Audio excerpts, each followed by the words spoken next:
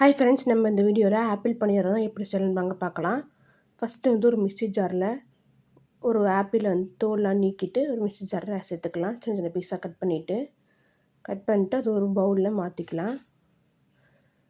எல்லாத்தையும் இந்தமாரி நைஸாக அரைச்சி எடுத்துக்கலாம். தண்ணி ஊற்றாமல் அரைச்சி எடுத்துக்கோங்க.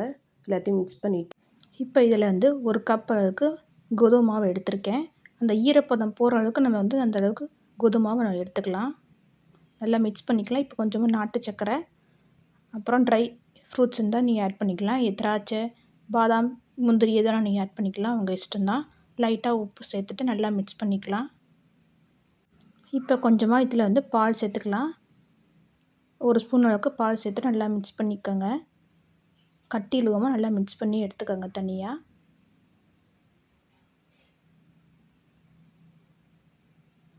கட்டி விடாமல் இருந்தால் தான் நமக்கு நல்லா ஈவனாக வரும் நமக்கு பணியாரம். இப்போ பணியார சட்டியில் எண்ணெய் லைட்டாக சேர்த்துக்கோங்க. நெய் வேணால் சேர்த்துக்கலாம், உங்கள் விருப்பம்தான். நல்லா எண்ணெய் காயட்டும். ஒரு 2 நிமிஷம் அளவுக்கு நல்லா காயட்டும். காஞ்சது ஒவ்வொரு குழியிலையும் கொஞ்சமாக சேர்த்துக்கலாம் நம்ம. எனக்கு சின்ன சைஸ் ஆப்பிள் எனக்கு ஒரு 7 இதுமாரி 7 வந்துச்சு எனக்கு. நீங்கள் தேவைப்பட்டால் இன்னும் கோதுமை மாவு கூட சேர்த்துக்கலாம், உங்கள் விருப்பம்தான். நட்ஸ் சேர்க்குறது உங்கள் விருப்பம்தான். தேங்காய் கூட அதோட சேர்த்துக்கலாம் நீங்கள்.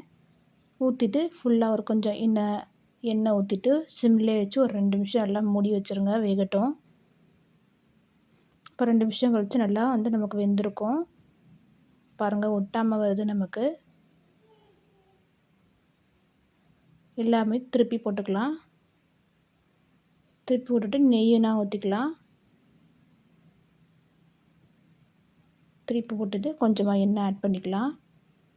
சேர்த்துட்டு திரும்பி ஒரு 2 நிமிஷம் நல்லா மூடி வைங்க. 2 நிமிஷம் கழித்து எடுத்து பார்த்தா நமக்கு நல்லா வெந்திருக்கும். 2 சைடும் நல்லா ஈவனாக நமக்கு நல்லா வெந்திருக்கும்.